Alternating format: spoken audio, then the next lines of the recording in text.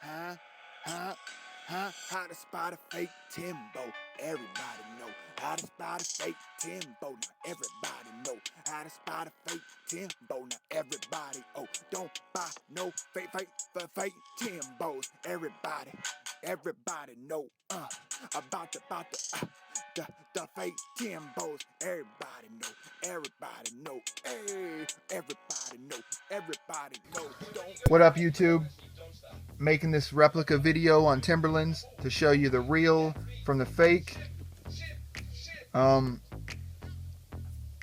a lot of stuff to go over. I'm going to try to make it as short as possible, let you get a little information so you know when it comes to making the purchase on buying some Timberlands, you don't get caught up in buying some fakes like I did off of eBay.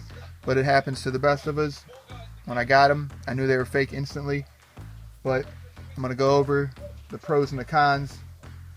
I mean, right off the bat, the colors are different, but that's not a factor. I actually turned them darker brown by mink oiling them. Once I knew they were fake, I wanted to switch the style up. I actually like them, the darker brown look.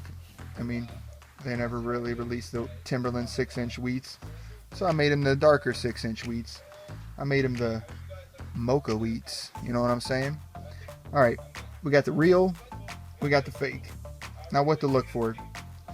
First, you go with the real. You want to look at the stitching. You can get a ruler out and that stitch is going to be straighter than a motherfucking arrow. Always check the stitching out. There ain't going to be any gaps. They're perfectly stitched throughout the whole entire shoe. Everything. That's the first thing you want to look for. Stitching. On to the fakes. Look at this stitching. Gets real tight. Real tight. Starts spacing out like it's about to fork in a road. You know what I'm saying? You see that? Stitches in the back. Off. Gapped.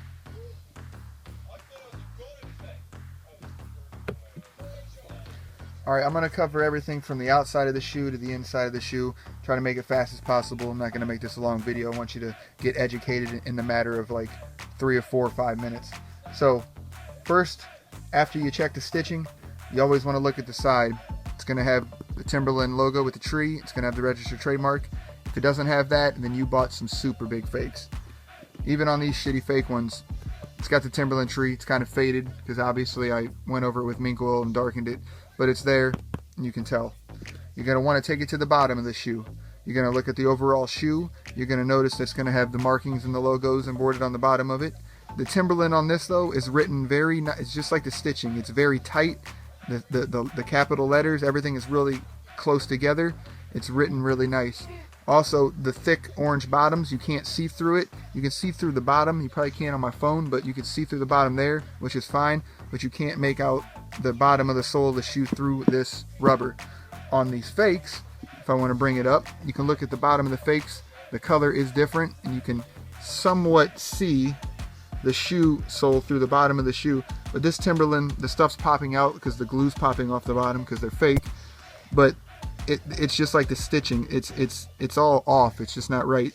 It's not the same in comparison as the actual good one. The T's smaller. The letters are all just the letters are just not right compared to the other ones. So you definitely want to look at the bottom of the shoe. You can tell from that. This one's darker. This one's lighter. It's a cheaper rubber material, and you can. I don't think you can see that with my lighting, but it's definitely a difference. So look there. Let's put these back. And we'll go from, you also want to check the laces. Now, the fake ones are going to come with plastic tip lace. The actual real Timberland laces, even though I got these tied up, they're burned on. They're not plastic. They're actually burned to be hard. So, pay attention to that. Back to the stitching part, I didn't mention it in the beginning. You can see this on the real Timberlands, on the real Wheats. It goes to a curve like a racetrack, but it actually bends a little bit and then it curves back in. On the fake one, you can see the pattern's different. It's actually more of a hook. It's not more like a racetrack. It's like a straight up hook curve. If you can see that. You see what I'm talking about? Yeah, so they're actually different. So pay attention to that. Alright, so now we're going to take it to the inside of the shoe. On the real ones, you want to look for, these are a newer version of the shoe, so they actually are different from the fake old ones. But the newer ones will have the logo glued onto the side with the actual barcode serial number of the shoe itself. The inside of this shoe is extremely soft. It's an orangish yellow, more orange, and it actually goes all the way, the leather is a full strip that goes all the way around the back of the heel, all the way up to the other side. There's no stitching, only to keep it into the shoe, but the back has no stitching.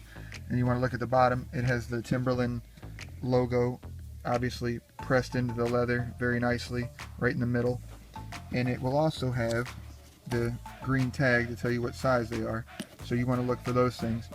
Like I said, soft leather, logo in the bottom, green tag. You move those over, you grab the fakes. I'm not going to show you the inside just yet, but on a lot of the older ones it will have this written on the side of it, of where it's made and telling that it's leather.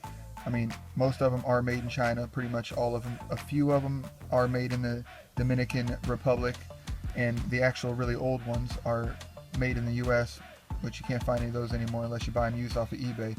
But like I said, it's all full grain leather. The leather, in comparison to the actual 6-inch Wheats, aren't that bad. I mean, they both weigh around the same, so I'm not going to complain about the weight. The leathers, it's fairly decent leather. From the outside, I mean, these Timberlands aren't that bad. I mean, you can still rock them and get away with it and nobody's going to know. I mean, they actually look good. I like them a lot darker since I mink oiled them. But on the inside, now this is the real tragedy here. Let's look at this. Oh man, look inside of this thing. If it'll focus on it. Come on, baby, there we go. Look at that stitching. It's all everything's falling apart on the inside of it. The glue's showing. Like I said, on the real ones, this one has a stitching up right up the back of it, which the real ones won't have. There's no logo printed on the bottom. It's just a hard, well, it's actually not that hard, but it's just a crappy piece of leather. All the leather's coming unstitched. As soon as I got them, I knew right off the bat that they were fake just from that alone. Timberland's not going to make shoes fall apart that bad. I mean, it's a real fucking disaster in there. But like I said though, the leather ain't that bad. But the inside of it, ooh, terrible. So, with that being said, the overall shoe itself isn't too bad compared to the real ones, but you don't want to get caught up. So hopefully with those little pieces I showed you, you'll understand of what you need to look for if you're buying the fake Timberlands compared to the real Timberlands. I mean, if you can get them dirt cheap like I did, to wear them as a work boot and not destroy your good ones that you want to wear out when you dress nice, it's one thing, but in all honesty, I would just avoid buying fake Timberlands, fake shoes, fake anything. I mean, there's absolutely no point. Just go buy a different pair of boots. So yeah, hopefully this will help you guys understand the fakes from the real ones. And yeah, thanks for watching. Peace.